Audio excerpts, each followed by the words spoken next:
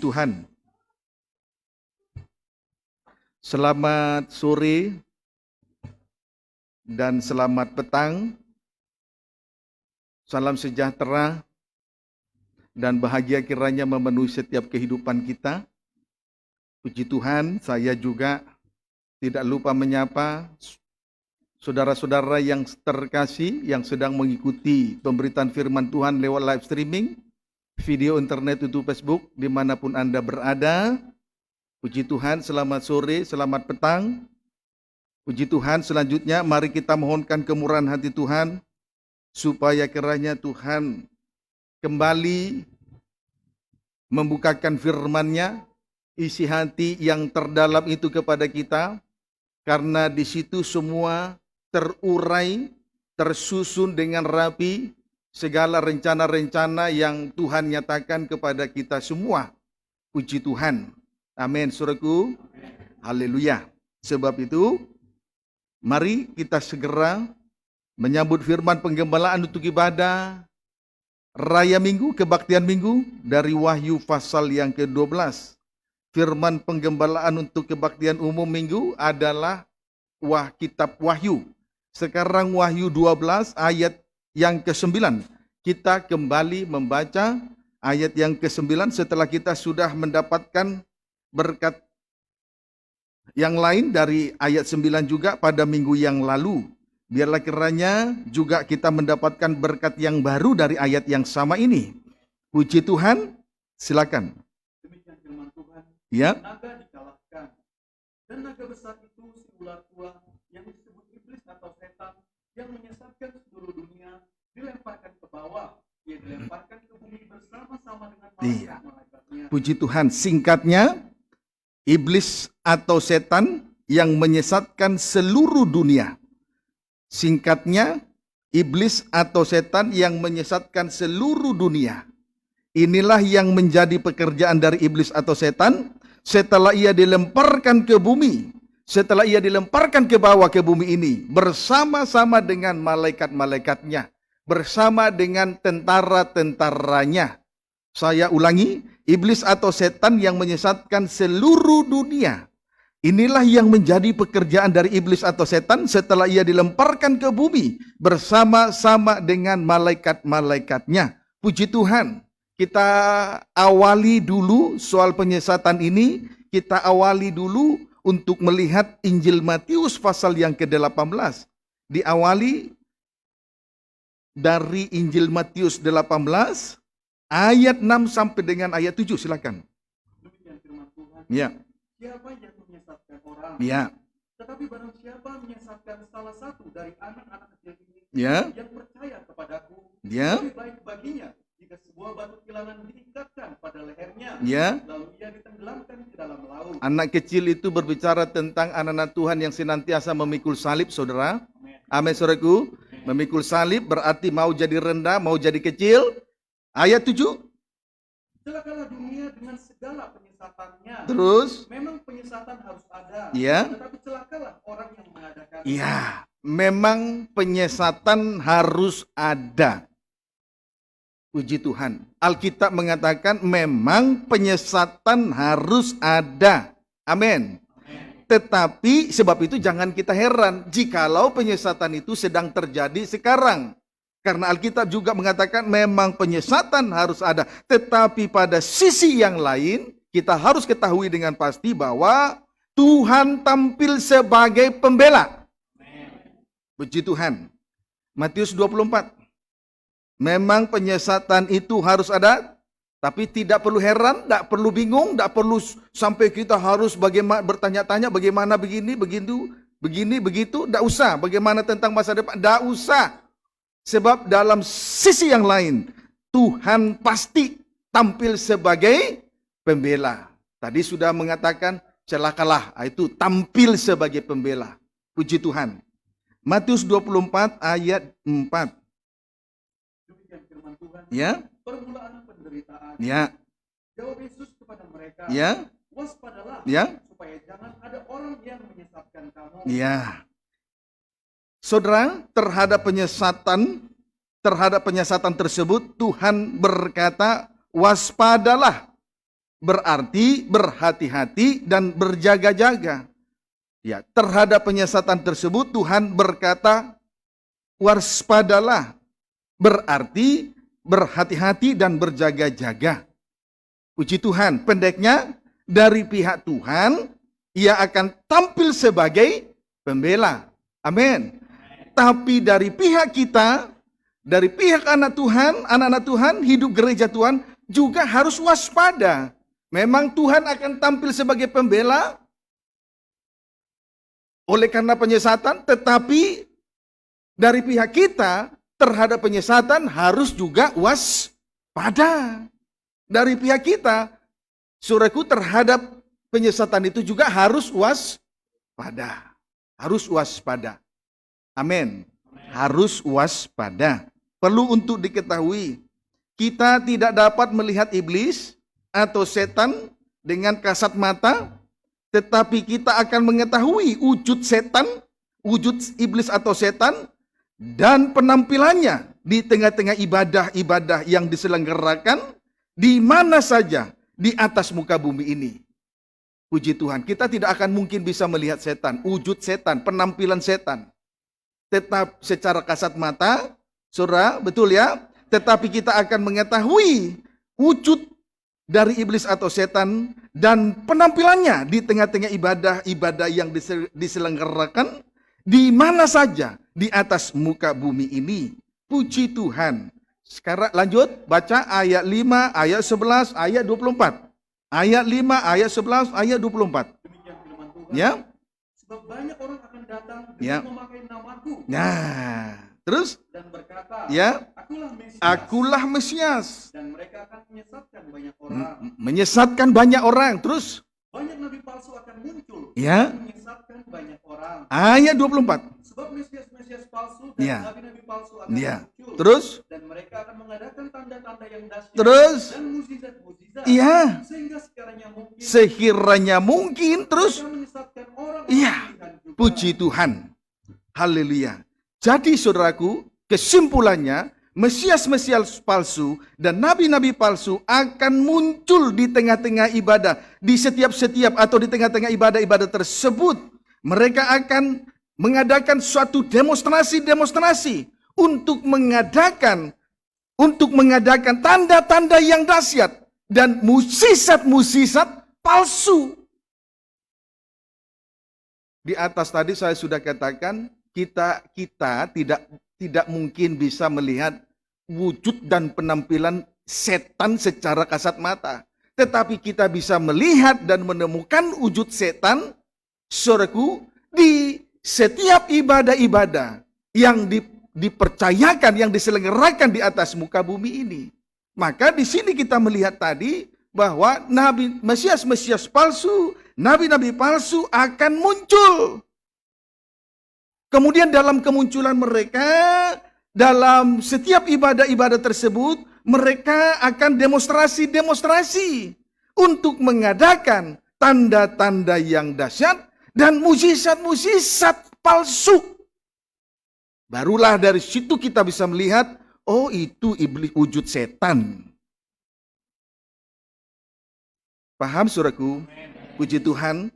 Kemudian tujuan mereka mengadakan tanda-tanda yang dahsyat dan mukjizat-mukjizat palsu, tujuannya untuk menyesatkan umat Tuhan. Untuk menyesatkan umat Tuhan, bahkan sekiranya mungkin menyesatkan orang-orang pilihan juga. Orang-orang pilihan itu jelas itu menunjuk bintang-bintang di langit. Kehidupan yang sudah ditinggikan, itulah kehidupan yang sudah diurapi Tuhan. Tidak tertutup kemungkinan itu juga nanti akan disesatkan juga. Kiranya dapat dipahami dengan baik. Kalau orang pilihan juga bisa disesatkan, bagaimana dengan orang yang setengah-setengah di tengah-tengah ibadah dan pelayanannya kepada Tuhan? Orang yang setengah-setengah beribadah, setengah-setengah hatinya melayani Tuhan, setengah-setengah pengikutannya kepada Tuhan. Puji Tuhan, kiranya dapat dipahami. Mungkin timbul suatu pertanyaan, loh ada mukjizat, kok dikatakan menyesatkan? Ada tanda-tanda di tengah ibadah-ibadah, kok bisa menyesatkan? Nah ini yang harus kita perhatikan. Itu sebabnya di atas tadi saya katakan, setan tidak bisa kita lihat dengan kasat mata. Tetapi bisa kita melihat dan mengetahui di tengah-tengah ibadah-ibadah yang Tuhan percayakan di atas muka bumi ini. Itulah dengan kemunculan daripada Mesias-Mesias palsu, kemunculan dari nabi-nabi palsu, mereka mengadakan suatu demonstrasi yang luar biasa. Lewat demonstrasi itu mereka menunjukkan suatu keajaiban, tanda-tanda heran, mukjizat-mukjizat kesembuhan. Tapi tujuannya untuk menyesatkan umat pilihan. Bahkan tidak tertutup kemungkinan orang-orang pilihan juga. Orang pilihan itu jelas menunjuk orang yang diurapi, yang ditinggikan. Diurapi, ditinggikan. Puji Tuhan, kiranya dapat dipahami dengan baik. Amin. Puji Tuhan, sebab itu tidak boleh kita datang beribadah setengah-setengah hati. Harus sungguh-sungguh. Mengingat hari-hari ini hari-hari terakhir loh saudara. Puji Tuhan, yang ada ini nanti akan berlalu. Saat ini saya tidak sedang mengancam, saya sedang memberitahukan kepada saudara. Mana tahu sempat lupa dengan gelimangan, dengan kerajaan dan kemegahan dunia ini. Puji Tuhan, haleluya. Inilah wujud dan penampilan dari setan yang dapat dilihat secara kasat mata. Puji Tuhan, ayat 25. Camkanlah. Aku sudah mengatakannya terlebih dahulu kepadamu. Ya, puji Tuhan. Jadi dalam kesempatan ibadah minggu sore ini, Tuhan sudah terlebih dahulu memberitahukan hal itu kepada kita, atau tentang wujud dan penampilan dari iblis atau setan serta model ibadahnya. Artinya kalau ada satu dari antara kita yang disesatkan, ada satu dari antara kita yang terhilang, kita tidak bisa mempersalahkan Tuhan. Jangan Tuhan dipersalahkan nanti. Puji Tuhan. Memang dalam nas yang lain, jelas di situ dikatakan, binasalah umatku karena tidak punya pengetahuan. Kemudian dalam ayat yang lain, kalau tidak ada wahyu, liarlah umat Tuhan. Puji Tuhan, kiranya dapat dipahami dengan baik. 2 Tesalonika 2. 2 Tesalonika 2. Puji Tuhan. Jadi penyesatan itu terjadi lewat tanda-tanda heran ataupun mukjizat-mukjizat yang mereka adakan. Puji Tuhan dalam setiap pertemuan-pertemuan ibadah. Puji Tuhan, saudaraku, mukjizat tidak salah. Tanda-tanda heran tidak salah. Tetapi nanti kita akan ikuti di mana letak kesalahannya. Puji Tuhan. 2 Tesalonika 2. 2 Tesalonika 2 ayat 1 sampai dengan ayat 4 terlebih dahulu. Baca. Demikian firman Tuhan. Ya. Kedurhakaan sebelum kedatangan Tuhan. Kedurhakaan berarti menunjuk orang yang dikuasai roh yang suka memberontak. Itu mendurhaka. Terus tentang kedatangan Tuhan kita Yesus Kristus dan terhimpunnya kita dengan Dia, kami minta kepadamu saudara-saudara. Puji Tuhan, 2 tangan Tuhan yang kuat sudah menarik kita dan menghimpunkan kita sore ini. Amin. Puji Tuhan, sebab itu kita harus mengerti juga tentang hari Tuhan, kedatangannya. Terus supaya kamu jangan lekas bingung, jangan cepat gelisah, jangan cepat bingung. Di atas tadi saya sudah ungkapkan, jangan cepat gelisah, jangan cepat bingung. Terus, baik oleh ilham roh maupun oleh pemberitaan atau surat yang dikatakan dari kami. Terus, seolah-olah hari Tuhan telah tiba. Ya, ayat 3 terus. Janganlah kamu memberi dirimu disesatkan orang. Terus, dengan cara yang bagaimanapun juga. Bagaimana dengan cara apapun juga terus. Sebab sebelum hari itu, sebelum hari Tuhan tiba, sebelum Tuhan datang kembali pada kali yang kedua sebagai raja dan mempelai pria sorga, terus haruslah datang dahulu murtad. Terlebih dahulu diawali dengan datangnya banyaknya orang yang murtad. Siapa orang yang murtad? Terus dan haruslah dinyatakan dahulu manusia durhaka. Orang yang murtad adalah orang yang mendurhaka kepada Tuhan. Puji Tuhan, mendurhaka. Jadi saudara, murtad sama dengan keluar dari bilangan Tuhan, sedangkan mendurhaka sama dengan memberontak. atau suka melawan Allah. Jelas ini menunjuk orang-orang yang akan binasa. Seringkali kita berkata, aku tidak pernah melawan. Loh, dengan malas beribadah saja itu sudah memberontak. Dengan mau jauh dari ibadah saja dia itu sudah disebut pemberontak. Puji Tuhan. Haleluya. Puji Tuhan. Nah, jadi saudara, saya ulangi. Jadi sebelum tiba hari Tuhan, jangan sampai kita mau disesatkan orang. Yakni Mesias-Mesias palsu dan nabi-nabi palsu. Dengan cara bagaimanapun juga. Termasuk dengan cara tanda-tanda heran dan musisat-musisat kesembuhan yang diadakan dalam setiap ibadah-ibadah yang diselenggarakan di atas muka bumi ini. Jangan mau disesatkan. Amin, saudaraku. Dengan bagaimana cara apapun, jangan disesatkan. Jangan. Hati-hati. Pokoknya Tuhan sudah beritahukan hal itu kepada kita malam ini. Puji Tuhan. Musisat itu perlu loh saudara. Tanda-tanda heran di tengah ibadah pelayanan itu perlu. Jangan saudara salahkan saya. Perlu. Tetapi bukan itu yang terutama di tengah ibadah dan pelayanan. Kalau itu yang nomor satu, itulah yang disebut hamba Tuhan atau Mesias palsu. Puji Tuhan. Amin. Mari kita baca kembali. 1, naik tadi. Murtad sama dengan keluar dari bilangan Tuhan. Keluar dari bilangan Tuhan. Puji Tuhan. Jadi ternyata mereka itu umat Tuhan. Tapi keluar dari bilangan Tuhan. Tidak masuk dalam hitungan Tuhan. Amin, saudaraku. Puji Tuhan. Perlu untuk diketahui. Yang bangsa Israel yang keluar dari Mesir. Semuanya tercatat. Masuk dalam hitungan. Masuk dalam bilangan Tuhan. Kurang lebih 600 lebih. Laki-laki yang tercatat. Tidak dihitung para wanita, para istri dan anak. Jadi yang keluar itu kurang lebih 2 juta jiwa. Jadi semuanya tercatat, terhitung, terbilang. Tapi murtad sama dengan keluar dari bilangan Tuhan. Puji Tuhan. Biar kita tetap senantiasa menjadi bilangan Tuhan. Terhitung berarti terdaftar di surga.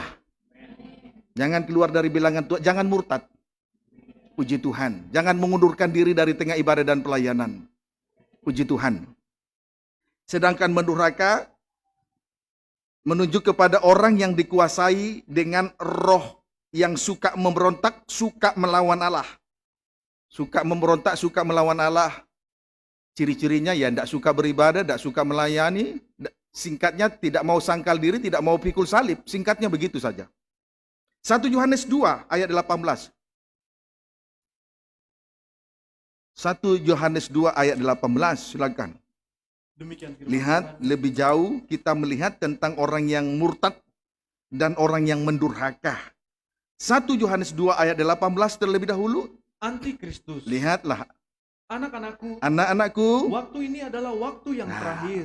waktu ini adalah waktu yang terakhir di ujung pada Yobel yang ketiga atau 2000 tahun yang ketiga. Puji Tuhan, zaman Allah Roh Kudus, itu Yobel yang ketiga. Puji Tuhan, terus? Dan seperti yang telah kamu dengar, Ya. seorang antikristus akan datang. Seorang antikris akan datang, terus? Sekarang telah bangkit banyak antikristus. Ya. Itulah tandanya Itulah bahwa tandanya. waktu ini benar-benar adalah waktu yang Ya. terakhir. Puji Tuhan. Tanda kedatangan Tuhan. Atau tanda bahwa hari ini adalah hari-hari terakhir. Telah bangkit banyak antikris. Itu tanda bahwa hari-hari ini adalah hari-hari terakhir. Puji Tuhan. Haleluya. Semoga bisa diikuti terus. Ayat 19. Memang mereka berasal dari antara kita. Nah. Memang mereka itu berasal dari antara kita.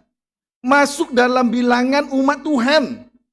Terus? Tetapi mereka tidak sungguh-sungguh Ya. termasuk pada kita. Tapi karena mereka tidak sungguh-sungguh masuk dalam bilangan Tuhan, terus Sebab jika mereka sungguh-sungguh termasuk pada kita, Ya. niscaya mereka tetap bersama-sama dengan kita. Kalau sungguh-sungguh, pasti tetap menjadi bilangan Tuhan. Terus, Tetapi hal itu terjadi Ya. supaya menjadi nyata supaya tergenapi terus. bahwa tidak semua mereka sungguh-sungguh termasuk pada kita. Puji Tuhan. Haleluya.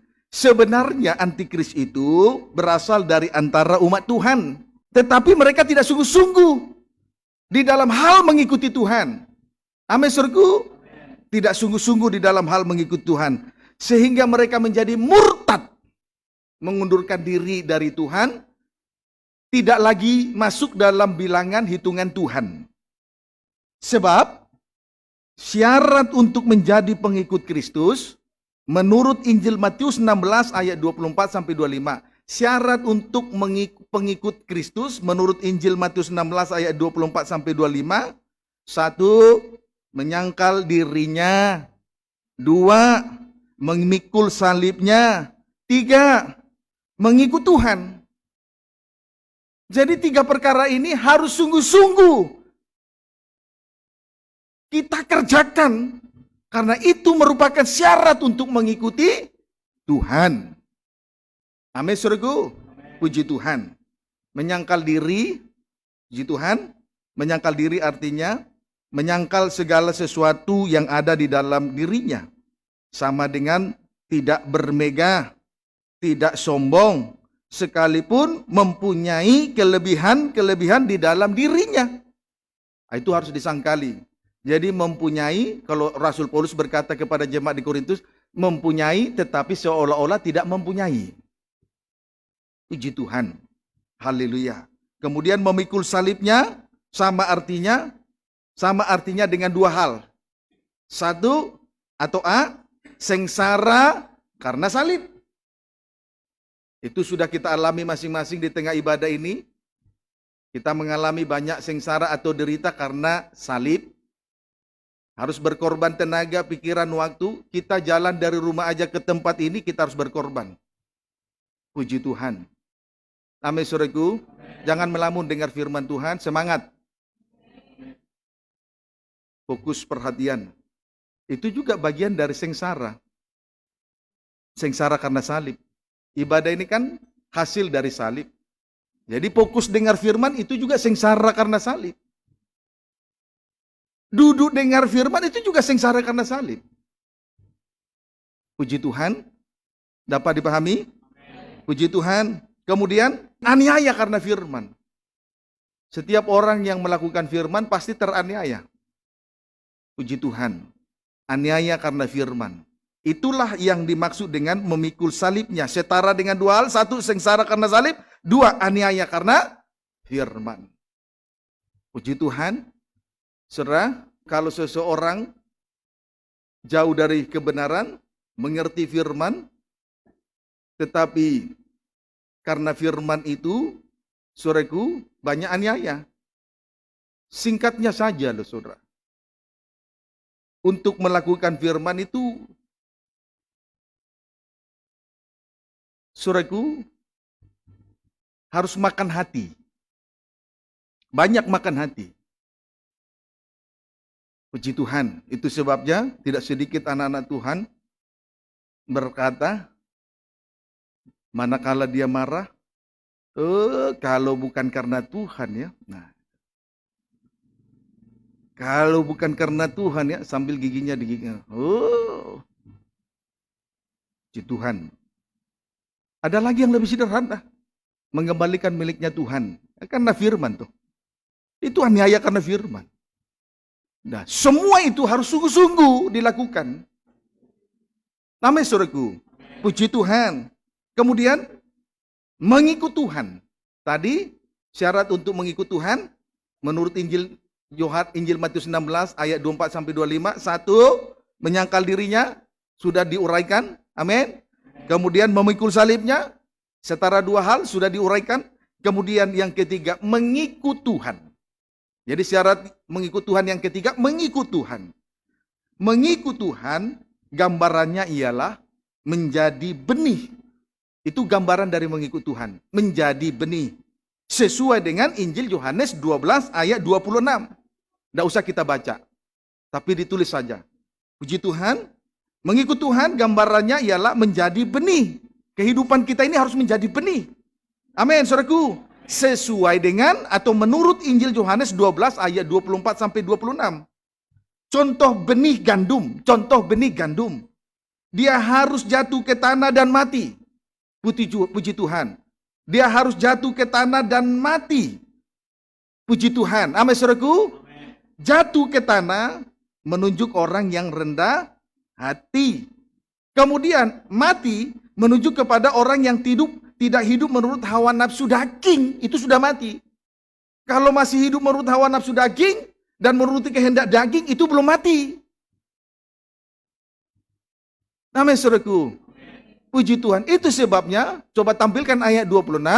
Jelas di situ tertulis bahwa barang siapa melayani aku, ia harus mengikut aku. Dan di mana aku berada, di situ pun pelayanku berada. Ini pengikutan yang benar. Barang siapa melayani aku, ia akan dihormati Bapa. Ini hasil kalau kita jadi benih. Tadi ayat 24, harus mau menjadi benih. Contoh benih gandum. Dia harus jatuh ke tanah dan mati. Amin, saudaraku. Puji Tuhan. Itu yang dimaksud dengan mengikut Tuhan. Jatuh ke tanah berarti merendahkan diri. Mati berarti tidak hidup menurut hawa nafsu daging lagi. Itu sudah mati, sudah. Tidak lagi menuruti kehendak daging, sudah mati, sudah. Amin, saudaraku. Sudah mati, sudah mati. Puji Tuhan. Inilah yang harus kita kerjakan dengan sungguh-sungguh. Tapi kalau tidak sungguh-sungguh dengan perkara itu, tidak tertutup kemungkinan ia akan keluar dari bilangan Tuhan. Itu yang disebut dengan orang yang murtad. Dan akhirnya mendurhaka. Berarti dikuasai oleh roh yang suka memberontak kepada Tuhan. Puji Tuhan, kiranya dapat dipahami dengan baik. Amin. Puji Tuhan. Lanjut ayat 22, 1 Yohanes 2 ayat 22. Siapakah pendusta itu? Ya, siapakah pendusta itu? Terus? Bukankah dia yang menyangkal bahwa Yesus adalah Kristus? Ya. Dia itu adalah antikristus, Ya. yaitu dia yang menyangkal baik Bapa maupun Anak. Puji Tuhan.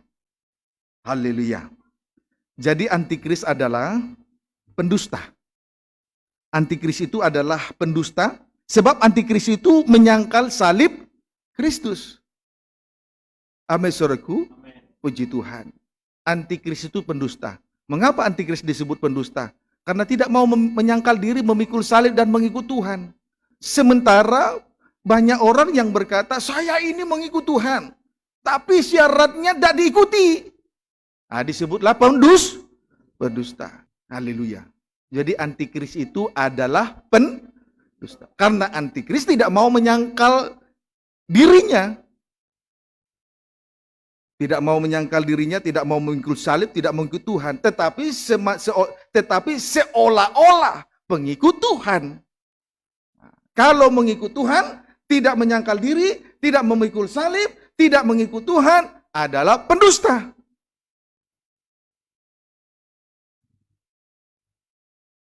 Puji Tuhan. Ngantuk dengar firman juga pendusta. Ngantuk dengar firman pendusta. Pikiran melayang-layang dengar firman pendusta. Seolah-olah menjadi pengikut Tuhan, padahal pendusta.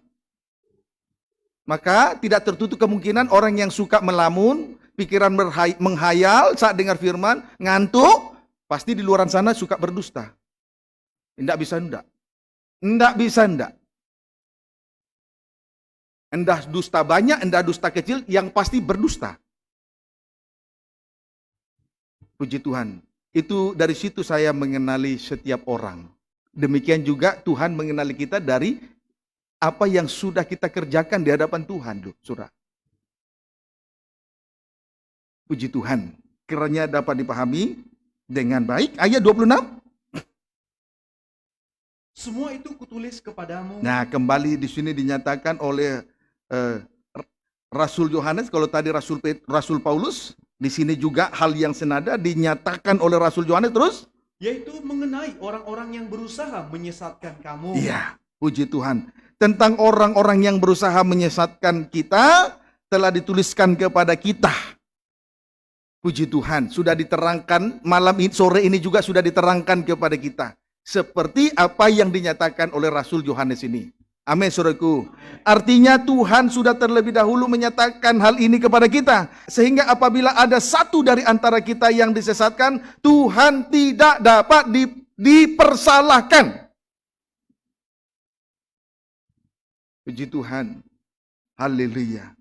Saudara, kita lihat dulu. Kita masuk lebih dalam untuk melihat praktek dari penyesatan itu.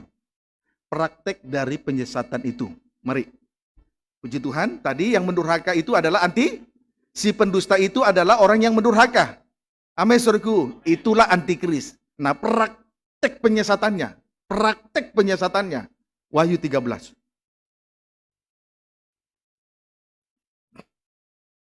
Ayat 1 dan ayat 3. Demikian firman Tuhan. Ya. Binatang yang keluar dari dalam laut. Ya. Lalu aku melihat seekor binatang keluar dari dalam laut. Ya. Bertanduk 10 dan berkepala 7. Ya. Di atas tanduk-tanduknya terdapat 10 mahkota dan pada kepalanya tertulis nama-nama hujat. Puji Tuhan. Singkatnya, binatang yang keluar dari dalam laut itu menunjuk kepada antikris. Binatang yang keluar dari dalam laut itu menunjuk kepada antikris. Adapun wujud dari binatang itu bertanduk 10, berkepala 7, kemudian di atas tanduk-tanduknya terdapat 10 mahkota. Tetapi pada kepalanya tertulis nama-nama hujat. Di kepala, isi kepala itu ada otak. Di dalamnya tidak tersimpan firman Tuhan. Sebaliknya tertulis nama-nama hujat. Firman yang tertulis di dalam Alkitab tidak tertulis di dalam kepala, di dalam kepala. Isi kepalanya bukan firman Tuhan, tetapi sebaliknya nama-nama hujat. Puji Tuhan. Dapat dipahami, saudara? Baru kita akan melihat lebih dalam lagi. Ayat 3. Maka tampaklah kepadaku satu dari kepala-kepalanya seperti kena luka yang membahayakan hidupnya. Kemudian tadi kepalanya ada berapa tadi? 7. Kemudian satu dari antara 7 kepala itu terluka parah. Luka itu membahayakan hidup antikris itu. Terus? Tetapi luka yang membahayakan hidupnya itu sembuh. Ya. Seluruh dunia heran lalu mengikut binatang itu. Singkatnya, antikris mengadakan tanda-tanda heran dan mujizat-mujizat kesembuhan di tengah ibadah dan pelayanan mereka. Amin. Puji Tuhan. Sebetulnya ini merupakan penyesatan. Ini penyesatan yang begitu luar biasa. Penyesatan yang tidak bisa dipikirkan oleh akal manusia itu sendiri. Maka kalau saya tanya sekarang saudara, kalau terjadi mujizat kesembuhan terjadi, saat nanti setelah firman disampaikan, kita berdoa, ada mujizat, itu salah tidak? Tidak. Tetapi pelayanan dari antikris ini di sini kita melihat orientasi mereka hanyalah sebatas mengadakan mujizat kesembuhan. Orientasi pelayanan mereka hanya sebatas mengadakan tanda-tanda heran. Puji Tuhan. Tadi satu dari kepala terdapat luka parah dan membahayakan hidup.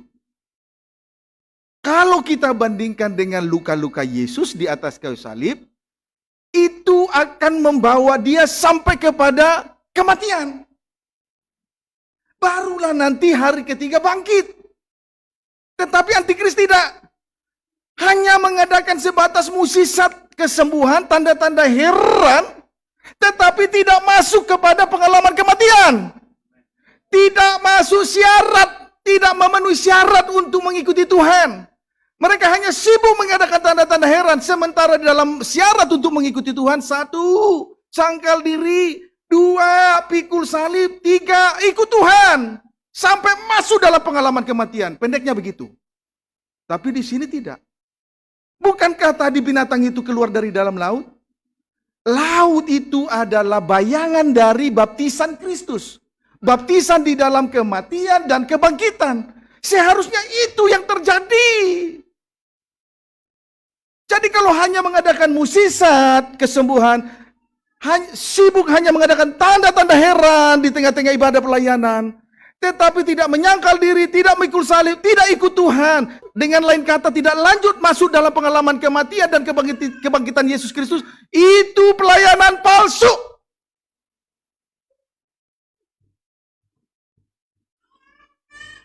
Itu pelayanan palsu.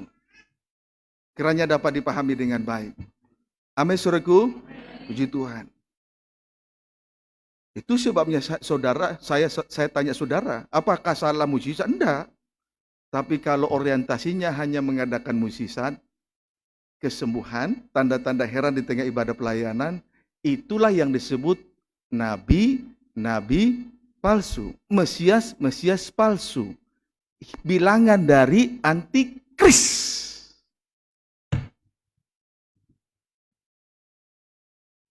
Amin, saudaraku.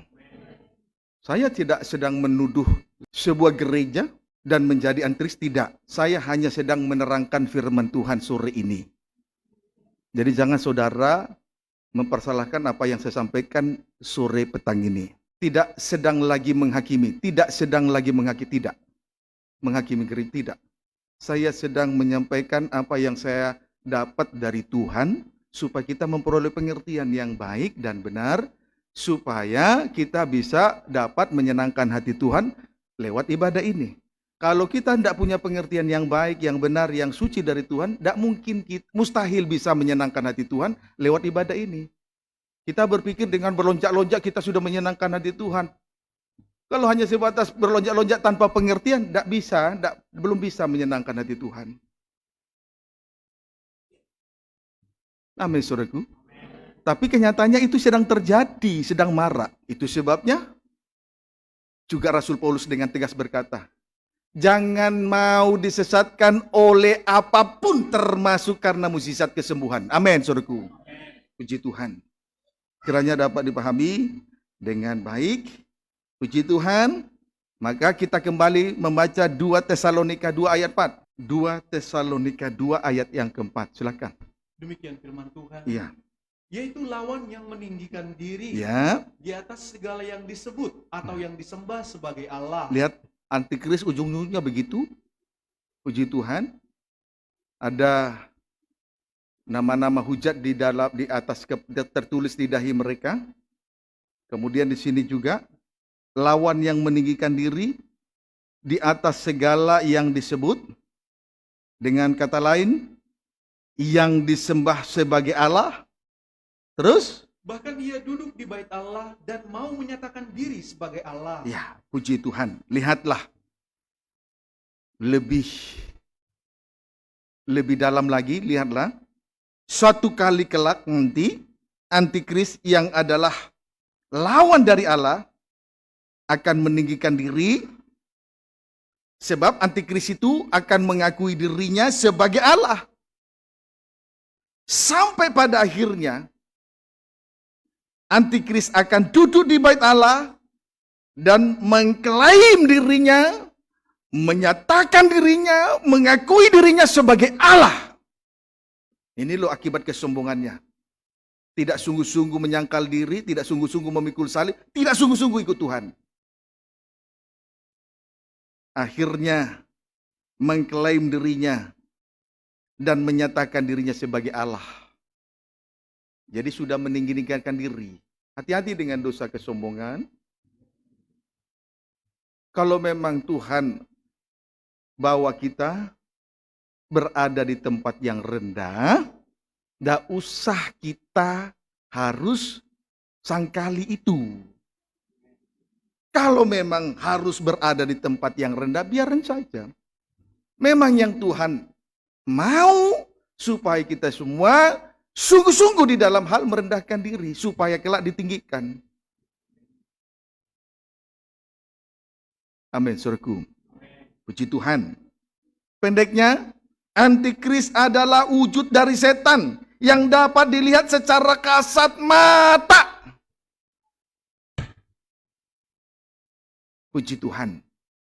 Dapat dipahami? Puji Tuhan. Jadi dari ayat ini kita dapat mengambil kesimpulan bahwa antikris adalah wujud dari setan, iblis setan yang dapat dilihat secara kasat mata di tengah ibadah dan pelayanan.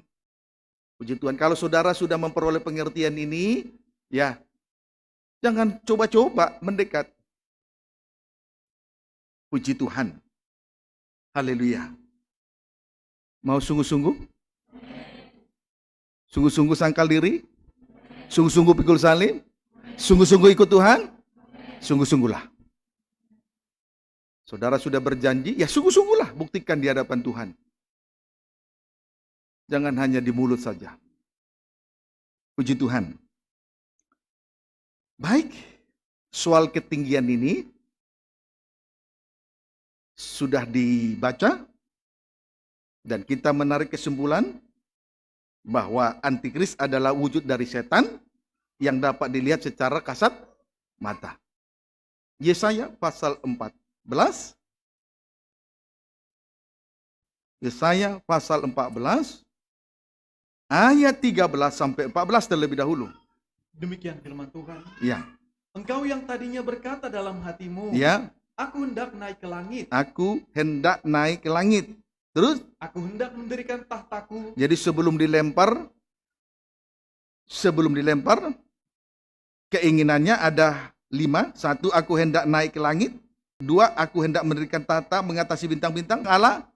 3, aku hendak duduk di atas bukit pertemuan jauh di sebelah utara. Terus? Aku hendak naik mengatasi ketinggian awan-awan. 4, aku hendak naik mengatasi ketinggian awan-awan. 5, hendak menyamai yang maha tinggi. hendak menyamai yang maha tinggi. Puji Tuhan. Saudara, Lucifer yang tadinya berkata di dalam hatinya sebelum dilempar, dia punya keinginan memiliki 5 kehendak di hatinya. Memiliki kehendak hati dengan 5 hal, bisa dilihat dengan 5 kali kata aku. Yang pertama, saudaraku, aku hendak naik ke langit. 2, aku hendak mendirikan tahtaku mengatasi bintang-bintang Allah. 3, aku hendak duduk di atas bukit pertemuan jauh di sebelah utara. Jadi sebelah utara itu adalah tahta setan. Amin, saudaraku. Puji Tuhan. 4, aku hendak naik mengatasi ketinggian awan-awan. Yang kelima, ini merupakan pemungkas. Aku hendak menyamai yang maha tinggi. Inilah keinginan hati daripada Lucifer. Atau bintang timur, putra fajar, disebut juga naga besar atau iblis atau setan. Puji Tuhan. Tetapi kita lihat kenyataan yang ada. Ayat 15 sampai dengan ayat yang ke-17.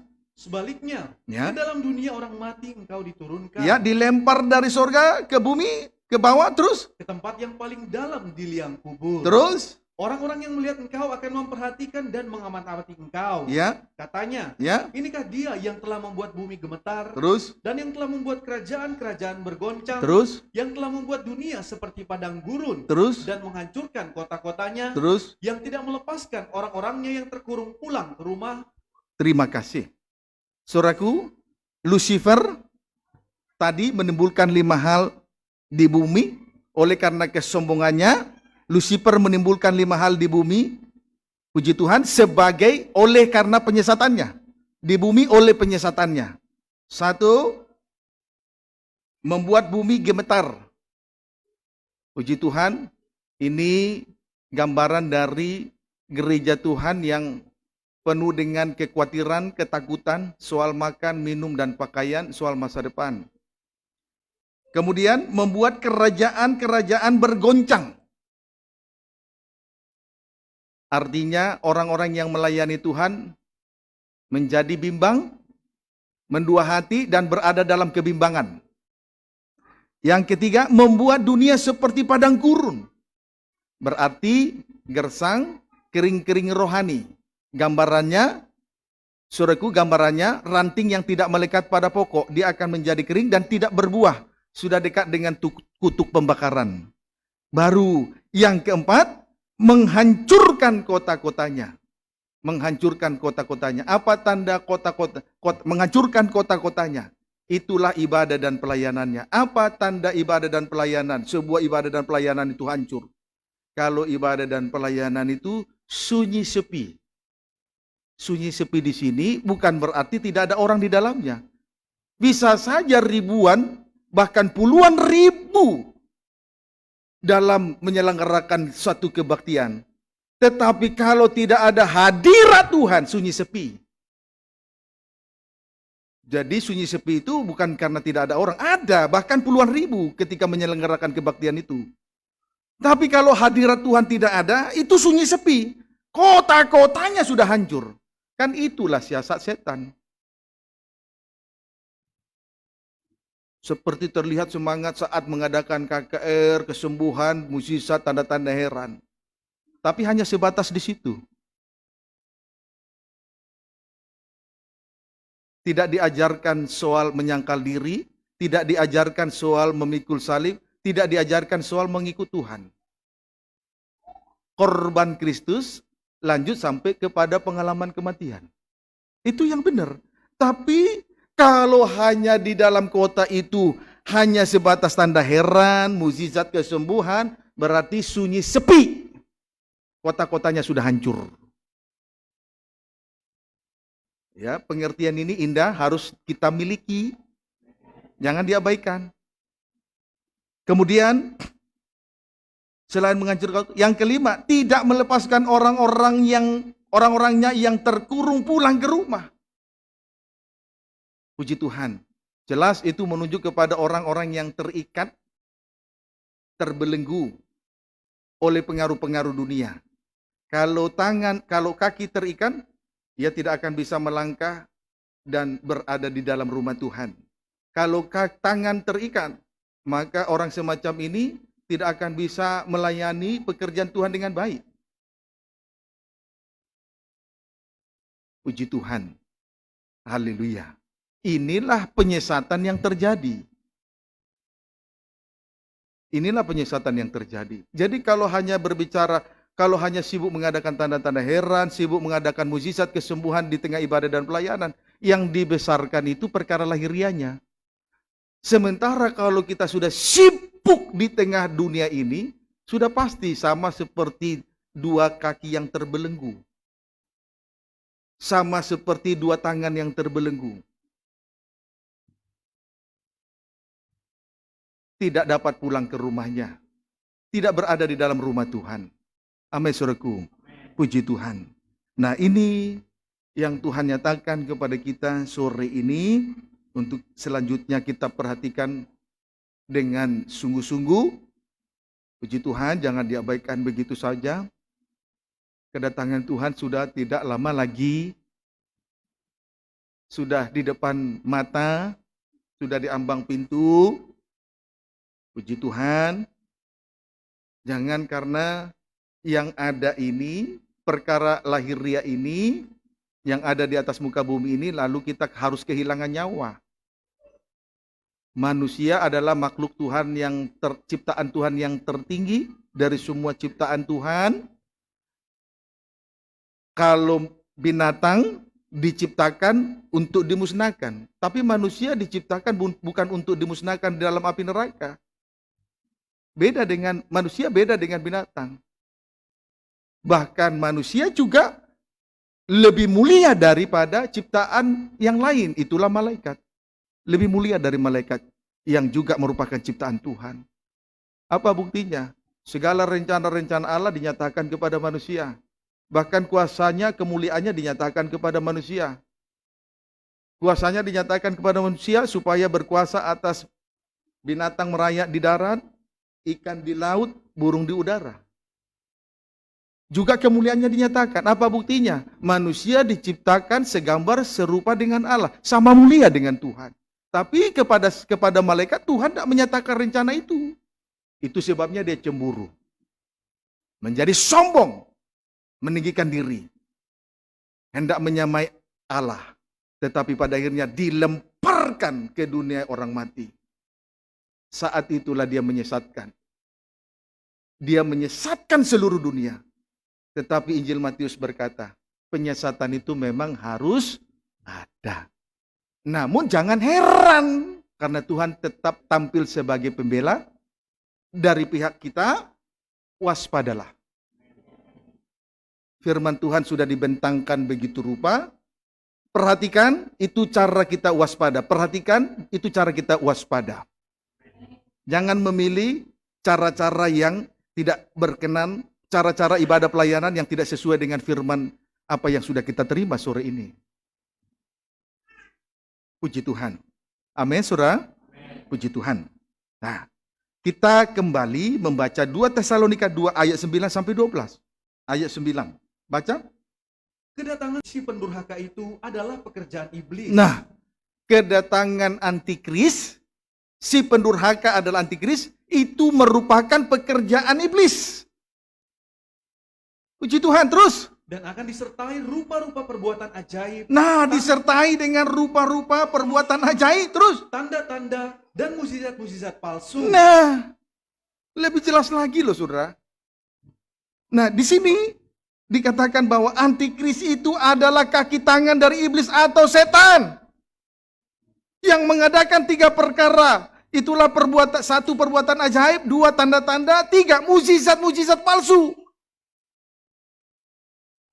Di atas tadi saya sudah kemukakan bahwa kita tidak bisa melihat iblis atau setan secara kasat mata. Tetapi kita bisa melihat penampilan, wujud dan penampilan dari iblis setan. Di tengah-tengah ibadah-ibadah yang diselenggarakan di atas muka bumi ini, sama seperti antikris, yang merupakan kaki tangan daripada iblis setan, yang pekerjaannya hanya mengadakan perbuatan ajaib dan tanda-tanda dan juga mukjizat palsu. Kalau hanya sebatas di situ saja, itulah menunjukkan bahwa antikris adalah wujud setan. Dulu kita heran dengan mukjizat toh. Yang sakit sembuh, yang lumpuh berjalan, yang mata melihat, kita heran. Tapi kalau di seputar-seputar itu saja, itu kaki tangan dari iblis, itu kaki tangan dari iblis setan. Kalau tidak mengajarkan untuk menyangkal diri, untuk memikul salib, untuk mengikut Tuhan, itu adalah kaki tangan setan. Loh, lebih jelas lagi loh Tuhan nyatakan kepada kita. Sebab itu tidak boleh lagi kita disesatkan dengan oleh apapun atau cara apapun, termasuk mukjizat kesembuhan. Tidak boleh kita terlena. Kita kembali, jangan terlena, tetap fokus untuk mengarahkan pandangan kita kepada salib di Golgota. Puji Tuhan. Haleluya. Kalau saat ini kita ada dalam pemerasan air anggur, untuk menghasilkan air anggur yang manis, itu sudah tepat. Taman Getsemane itu pemerasan air anggur. Tapi di mukanya Golgota. Ditangkap di Getsemane, disalibkan di Golgota. Puji Tuhan. Biarlah lewat ibadah dan pelayanan ini, Tuhan dapat mencicipi air anggur yang manis. Tapi di muka di muka kita sudah Golgota. Jadi jangan keliru lagi. Oh, haleluya. Tuhan Yesus baik. Ternyata perhatian Tuhan besar kepada kita.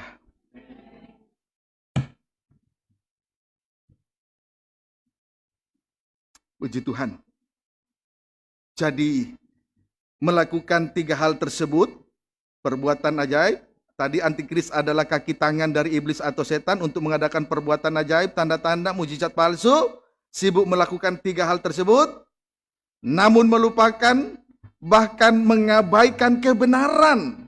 Pendeknya, mereka tidak mengasihi kebenaran. Coba sampai dengan ayat 12, baca. Coba ulangi lagi.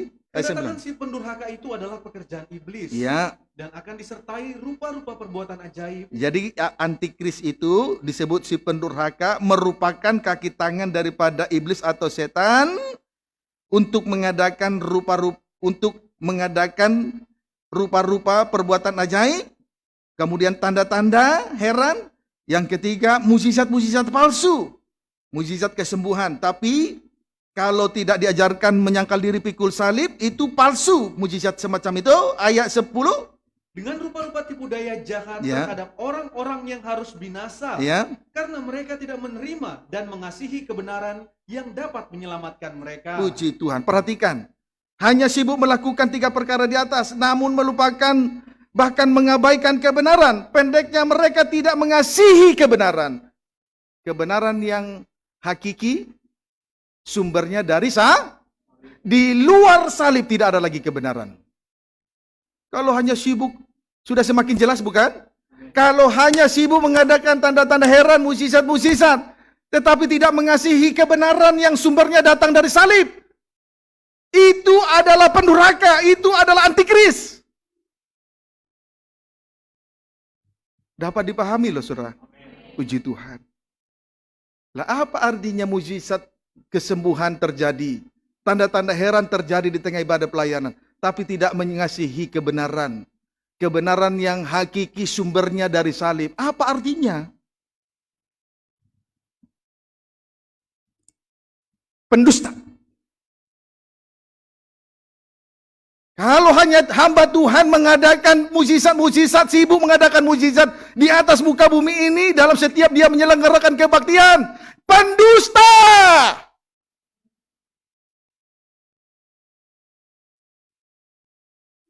Mengabaikan, tidak mengasihi kebenaran.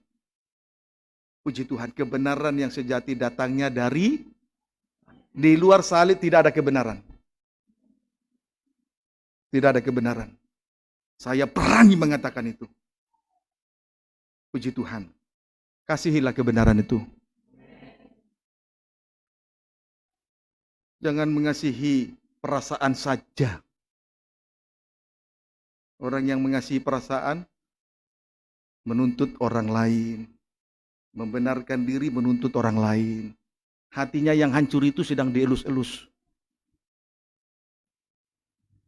Padahal sudah pas, kalau menyangkal diri pikul salib sudah pas. Tapi Tuhan disalahkan, ibadah disalahkan, perasaannya dielus-elus.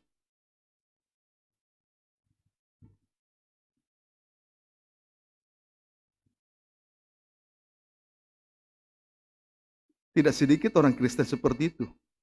Bahkan doktor profesor yang ijazah tinggi pun masih banyak begitu.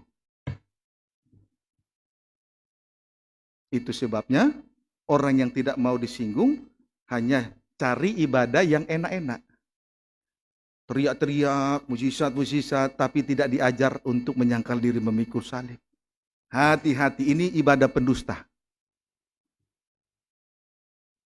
Puji Tuhan. Kiranya dapat dipahami dengan baik ya. Puji Tuhan. Sekarang supaya kita keluar dari penyesatan yang akan terjadi ini, bahkan sedang terjadi, sedang marak di hari-hari terakhir ini, kita akan melihat jalan keluarnya. Efesus pasal 5 ayat 6 terlebih dahulu.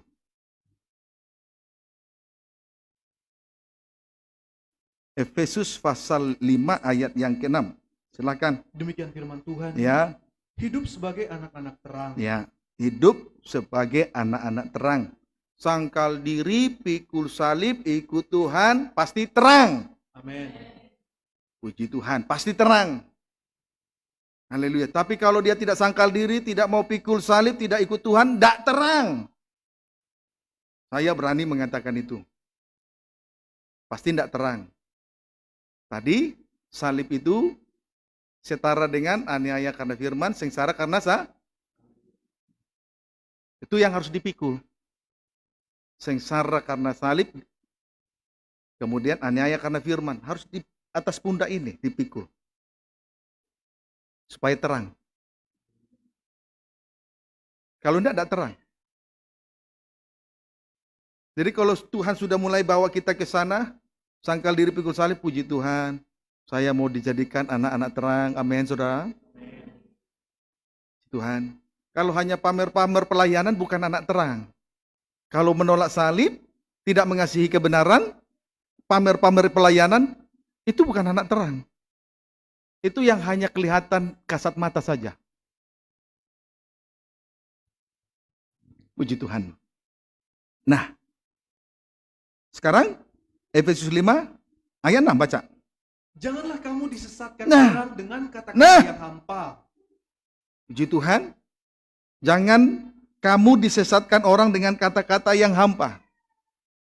Saya sering kali mendengar, melihat, ataupun menemukan di tengah ibadah dan pelayanan, seorang hamba Tuhan menyampaikan 1-2 ayat, lalu ditambah cerita-cerita isapat jempol, ditambah dongeng nenek-nenek tua, ditambah tahayul-tahayul, ditambah melucu-melucu, ditambah cerita si kancul, si kura-kura, si buaya.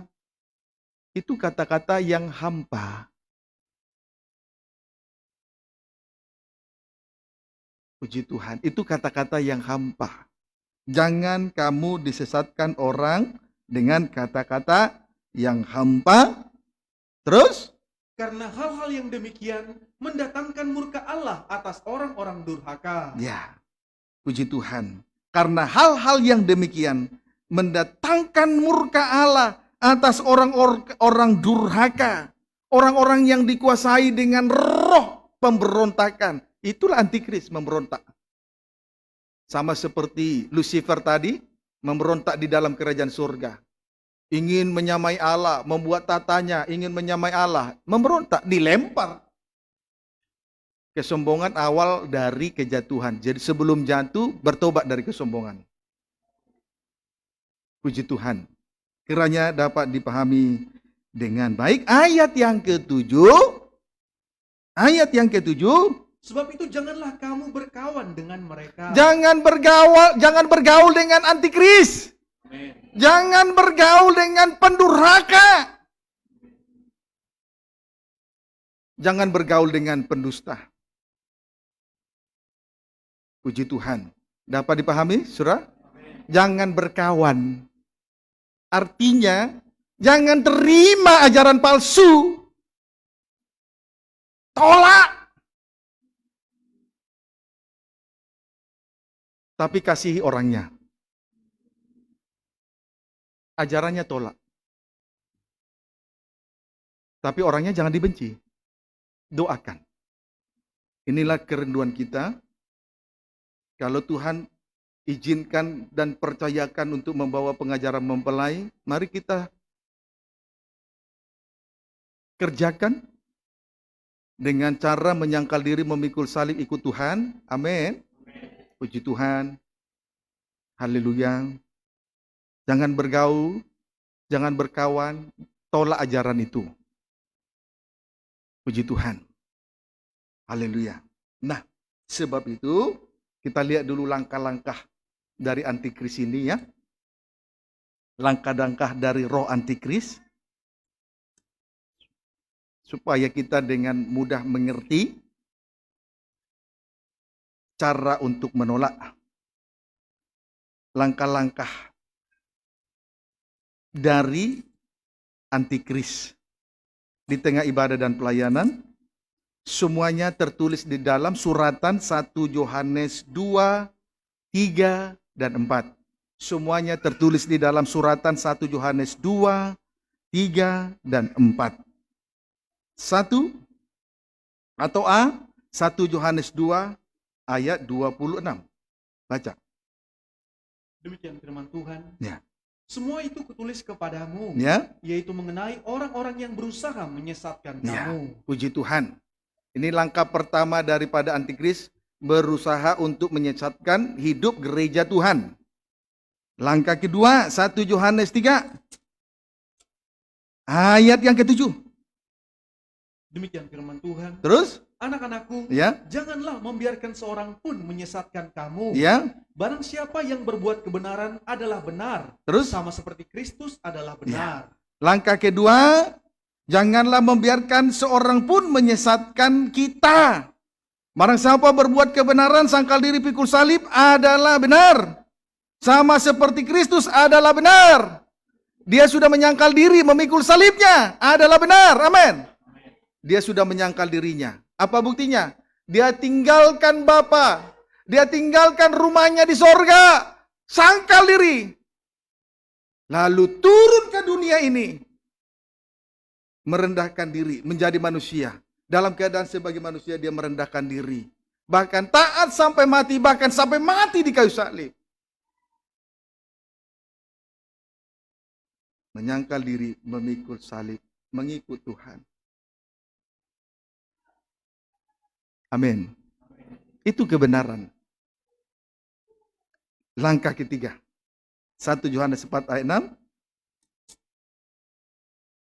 Demikian firman Boleh Tuhan. baca ayat 1 sampai ayat 6. Baca. Roh Allah dan roh antikristus. Ya. Saudara-saudaraku yang kekasih, janganlah percaya akan setiap roh, Ya. tetapi ujilah roh-roh itu, apakah mereka berasal dari Allah. Ya. Sebab banyak nabi-nabi palsu yang telah muncul dan pergi ke seluruh dunia. Ya. Jadi jangan percaya roh-roh dalam sebuah ibadah, dalam sebuah pelayanan dari seorang hamba Tuhan. Mengapa? Karena nabi-nabi palsu, Mesias palsu sedang marak sekarang ini. Jadi pelayanan mereka, roh yang ada di tengah-tengah ibadah, roh-roh yang ada di tengah-tengah pelayanan mereka perlu diuji. Nah, bagaimana cara mengujinya? Untuk kita mengetahui bahwa itu kaki tangan daripada iblis setan, sebab itulah antikris. Ayat 2. Demikianlah kita mengenal roh Allah. Ya. Setiap roh yang mengaku bahwa Yesus Kristus telah datang sebagai manusia, Ya. berasal dari Allah. Nah, setiap roh yang mengaku bahwa Yesus Kristus telah datang sebagai manusia, menderita, memikul salib dan mati di atas kayu salib, hari ketiga bangkit, itu berasal dari Allah, itu roh Allah. Terus, Dan setiap roh yang tidak mengaku Yesus, tidak mengaku Yesus, tidak mengaku salibnya, terus tidak berasal dari Allah. itu bukan roh Allah. Walaupun menyelenggarakan kebaktian-kebaktian. Nah, ada roh Allah di situ. Kalau di tengah ibadah dan pelayanan tanpa salib, musisat tapi mengabaikan salib, itu antikris. Terus, Roh itu adalah roh antikristus. ya, Dan terus tentang dia telah kamu dengar bahwa ia akan datang dan sekarang ini ia sudah ada di dalam dunia. ya, terus Kamu berasal dari Allah, anak-anakku. Terus? Dan kamu telah mengalahkan nabi-nabi palsu itu. Ya. Sebab roh yang ada di dalam kamu lebih besar daripada roh yang ada di dalam Puji dunia. Tuhan. Apa tandanya roh yang kita punya lebih besar dari roh antikris? Kalau kita menyangkal diri memikul salib, roh yang ada pada diri kita lebih besar daripada roh antikris. Amin. Amin. Roh ini harus kita miliki. Kalau tidak miliki roh itu, tidak mungkin kita bisa mengalahkan antikris, loh saudara. Kemampuan daging, pengertian manusia terbatas untuk menghadapi gesit dan tangkasnya gerak dari antikris ini. Antikris ini gesit dan tangkas, loh saudara. Tidak bisa kita lawan dengan kemampuan daging, dengan pengertian manusia. Semua yang kita miliki terbatas. Kita bisa mengalahkan antikris hanya dengan satu cara, tidak ada cara lain, yaitu sangkal diri, pikul salib, ikut Tuhan. Sehingga dengan demikian kita memiliki roh yang luar biasa untuk mengalahkan antikris.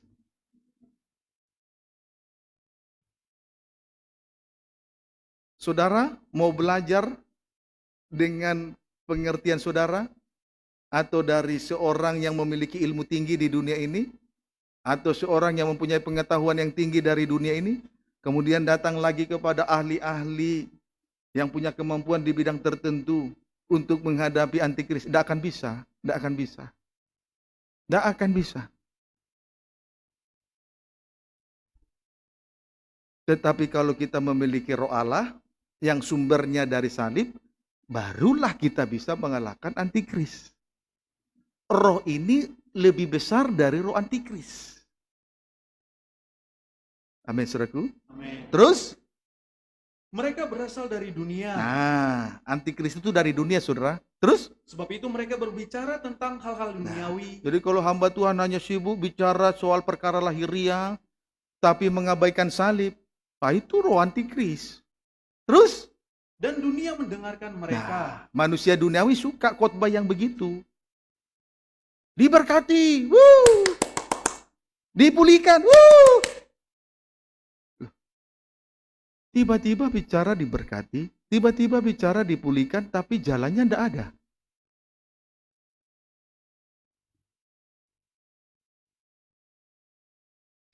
Tapi sore ini Tuhan buat kita bijaksana. Karena kita memiliki pengertian dari surga, dari Allah. Yang datangnya dari salib Kristus. Terus, barulah ayat yang ke-6. Kami berasal dari Allah. Terus, Barang siapa mengenal Allah, ya. ia mendengarkan kami. Terus, Barang siapa tidak berasal dari Allah, ia tidak mendengarkan kami. ya. Itulah tandanya roh kebenaran dan roh yang menyesatkan. Ya, itulah langkah yang ketiga dari antikris sebagai roh yang menyesatkan. Tidak sungguh-sungguh memikul salib. Amin. Maka kita akan baca Ibrani pasal 13 ayat 4, 5, 7 sampai 13. Ibrani 13 ayat 4 sampai 5, 7 sampai 13. Demikian firman Tuhan. Ya. Nasihat dan doa selamat. Ya, nasihat. Ini judulnya pada Ibrani 13 ini. Satu, nasihat. Datangnya dari firman Tuhan. Dua, doa permohonan kita kepada Tuhan supaya selamat, bebas dari roh antikris. Terus ayat 4 sampai 5. Hendaklah kamu semua penuh hormat terhadap perkawinan. Penuh hormat terhadap perkawinan. Terus, Dan janganlah kamu mencemarkan tempat tidur. ya, terus. Sebab orang-orang sundal dan pezina akan dihakimi Allah. Ini nasihat firman loh saudara, untuk kita terima sore ini. Terus, Janganlah kamu menjadi hamba uang. jangan kamu menjadi hamba uang. Jangan diperbudak uang. Akhirnya sibuk saja dengan cari kerjaan. Sibuk dengan bisnis. Sibuk dengan usaha. Sibuk dengan segala kesibukan-kesibukan yang ada di atas dunia ini. Terus? Dan cukupkanlah dirimu dengan apa yang ada padamu. Terus? Karena Allah telah berfirman. Allah berfirman. Apa firmannya? Coba gunakan telinga dengan baik. Baca.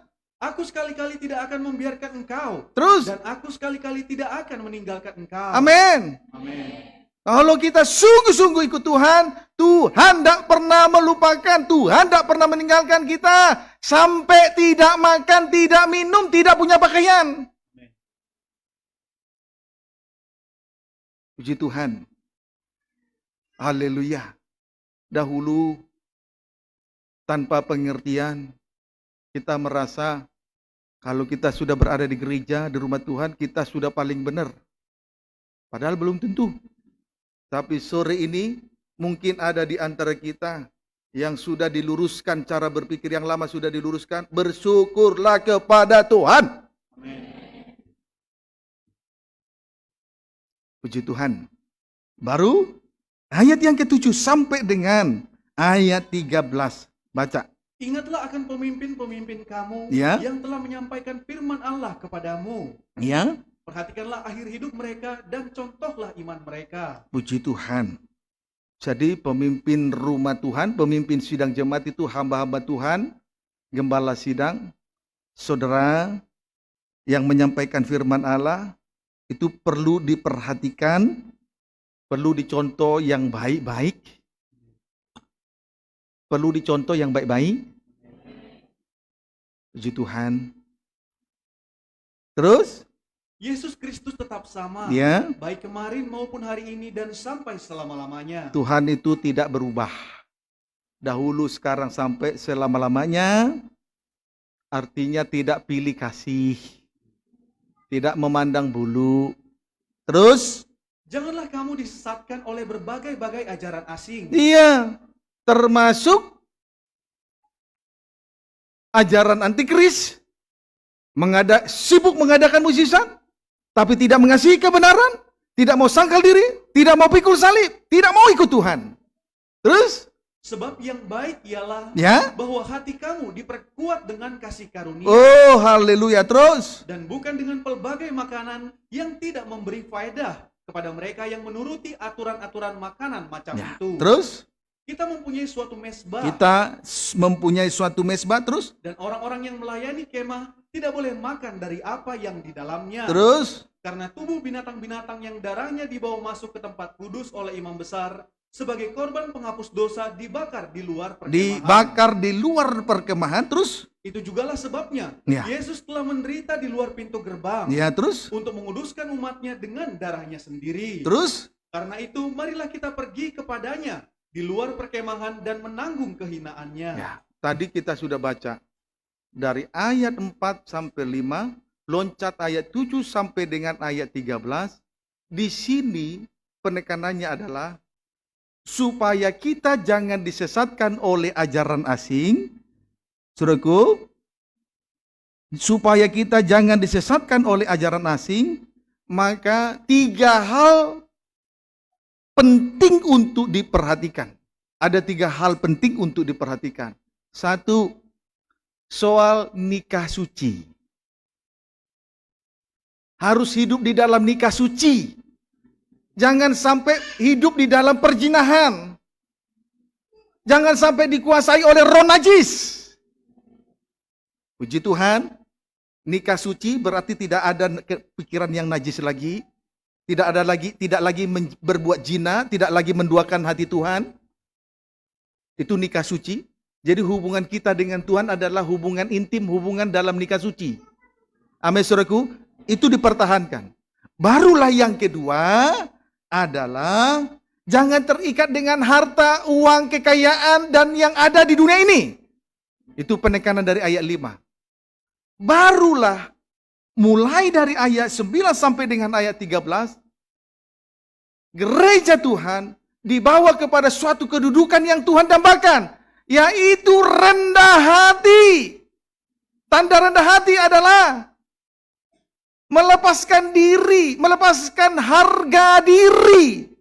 Sebab di sini dikatakan pada ayat 13, karena itu marilah kita pergi kepadanya di luar perkemahan dan menanggung kehinaan. Datang kepadanya di luar perkemahan, di luar hidup ini. Jangan lagi pertahankan harga diri ini.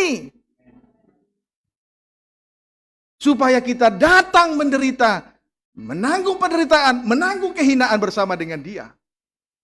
Lepaskan harga diri, termasuk egosentris, termasuk keakuan. Ini loh, supaya jangan disesatkan, perhatikan 3 hal. Pertahankan nikah suci. Yang kedua, jangan terikat dengan uang, jangan hamba uang. Yang ketiga, berada dalam kedudukan yang rendah. Berarti melepaskan harga diri, keakuan, dan egosentris. Supaya kita bisa menanggung kehinaannya, sangkal diri memikul salib. Ini loh cara untuk melepaskan diri dari penyesatan dari antikris itu loh. Nabi-nabi palsu, Mesias palsu, termasuk antikris yang mengaku diri sebagai Allah. Kalau pengertian kita tidak cukup untuk mengatasi ajaran itu, terbatas. Kemampuan kita juga terbatas. Manakala dicobai dengan uang, oh sudah gelepak-gelepak. Tinggalkan Tuhan, nah ini uang. Tidak sedikit orang Kristen hanya karena uang tinggalkan Tuhan. Makanya saya sudah katakan tadi, tidak punya, kita ini tidak ada kekuatan untuk menghadapi antikris dengan mengandalkan pengertian dan kekuatan loh saudara. Kecuali dengan 3 hal ini. Pertahankan nikah suci 1, yang kedua jangan hamba uang, yang ketiga rendah hati tandanya. Lepaskan harga diri, keakuan, egosentris. Mari kita datang kepadanya. Di luar perkemahan, di luar hidup ini. Berarti lepaskan harga diri. Supaya bisa menanggung kehinaan. Sangkal diri pikul salib. Barulah lepas dari ajaran sesat. Ajaran setan, ajaran antikris. Kaki tangan dari setan. Saya kira jelas loh bukan? Puji Tuhan. Dan tidak cocok hamba Tuhan. Tidak cocok pelayan Tuhan sombong. Tidak cocok. Dan tidak cocok hamba Tuhan, pelayan Tuhan, apalagi pemimpin sidang jemaat masih mempertahankan harga dirinya. Tidak cocok. Saya pesankan itu, tidak cocok. Tidak cocok melayani Tuhan, tidak pas.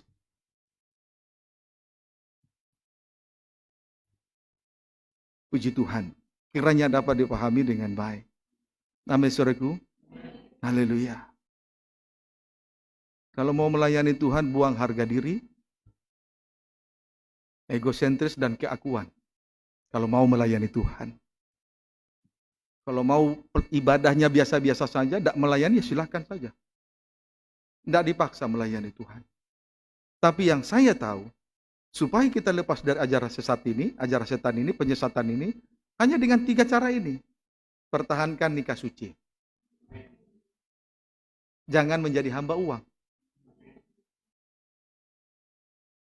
Datang kepada Tuhan di luar perkemahan untuk menanggung kehinaannya. Di Tuhan. Nah, saudara, kita bersyukur karena Tuhan memberi suatu pengertian yang baik dan benar dan suci. Maka kita sambut apa yang Tuhan sudah nyatakan bagi kita sore ini. Tidak perlu harus keras hati dan bertahan terus membelakangi Tuhan. Tuhan sudah ajar, Tuhan sudah panggil kita dari dunia ini. Lalu diajar untuk berjalan sesuai dengan langkah-langkah menurut ketetapan firman. Lalu sudah tumbuh dewasa, diberkati, tinggalkan Tuhan dan bertahan membelakangi Tuhan. Jangan. Itu sombong. Itu Lucifer, itu antikris. Puji Tuhan. Nah, ayat yang terakhir.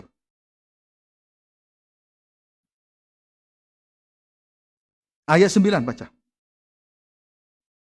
Ayat-ayat terakhir, 2 ayat sebelum ayat akhir, 2 ayat sebagai ayat terakhir terus. Janganlah kamu disesatkan oleh berbagai-bagai ajaran asing. Amin, saudaraku. Amin. Oleh berbagai apapun, jangan lagi disesatkan. Sebab itu, terus?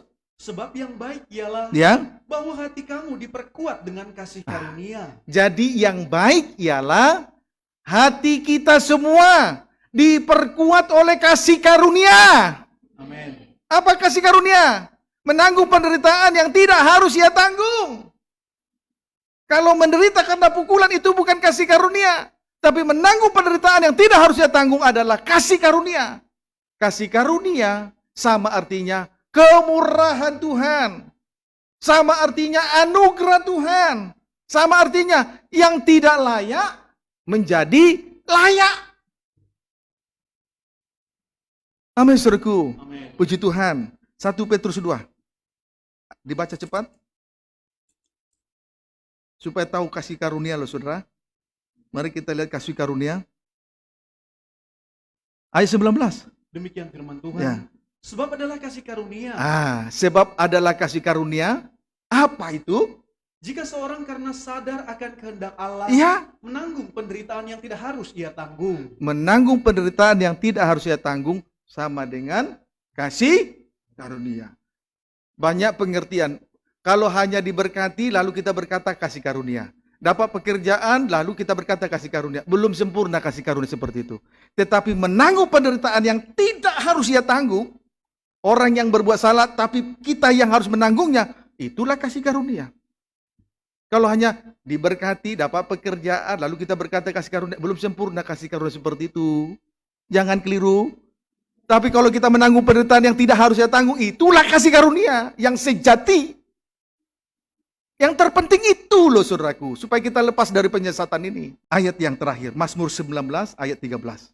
Ingat 3 poin penting, pertahankan nikah suci, jangan menjadi hamba uang, menjadi kehidupan yang rendah hati, berarti datang kepada Tuhan di luar perkemahan, lepaskan harga diri. Puji Tuhan. Mazmur 19 ayat 13, baca. Demikian firman Tuhan. Siapakah yang dapat mengetahui kesesatan? Saya mau tanya, kalau Tuhan tidak kasih pengertian hari ini kepada kita, siapa yang bisa mengerti soal penyesatan yang dikerjakan oleh antikris yang merupakan kaki tangan daripada setan? Siapa yang mengerti? Dan tidak banyak yang mengerti. Buktinya banyak sekarang disesatkan oleh ajaran-ajaran yang hanya sebatas musisat. Mereka berkata hamba Tuhan itu diberkati Tuhan. Tidak mengerti yang sebenarnya. Gerejanya besar. Gelarnya doktor. profesor. Tapi kalau hamba Tuhan gelar doktor, gelar profesor, sibuk hanya dengan musisat, tidak di sidang jemaat tidak diajar soal menyangkal diri memikul salib, sidang jemaat tidak mengerti mana yang baik, mana yang benar. Itu sebabnya tadi di dalam Ibrani pasal 13 ayat 9 tadi, yang terpenting biarlah hati kita diperkuat oleh kasih. Terus baca. Bebaskanlah aku dari apa yang tidak kusadari. Nah, jadi saudaraku, kita tidak menyadari bahwa penyesatan itu sedang terjadi. Kita tidak bisa mengandalkan pengertian dan kekuatan manusia. Penyesatan itu tiba-tiba sudah terjadi. Tetapi puji Tuhan, pemazmur ini memohon kepada Tuhan. Pemazmur ini berkata, siapakah yang dapat mengetahui kesesatan? Berarti pemazmur ini rendah hati. Menyadari diri bodoh. Pengertiannya terbatas, kemampuannya terbatas. Sebab itu, dalam doanya, pada bagian B, bebaskanlah aku dari apa yang tidak kusadari. Jadi perlu rendah hati. Datang beribadah harus rendah hati. Apalagi kalau hamba Tuhan tidak rendah hati. Tidak pas. Saya kira kalau masih tetap sombong boleh turun. Kalau masih keras hati boleh turun. Nah, malam ini, sore ini Tuhan sudah nyatakan kasih-Nya, kemurahannya, anugerahnya, kasih karunia-Nya bagi kita semua. Seharusnya kita ini orang yang harus dimurkai. Sebab kita adalah bangsa kafir. Bukan bangsa Israel. Tetapi oleh karena kasih karunia, menanggung penderitaan yang tidak harusnya tanggung, salib, kita selamat. Tuhan Yesus memberkati kita semua. Amin.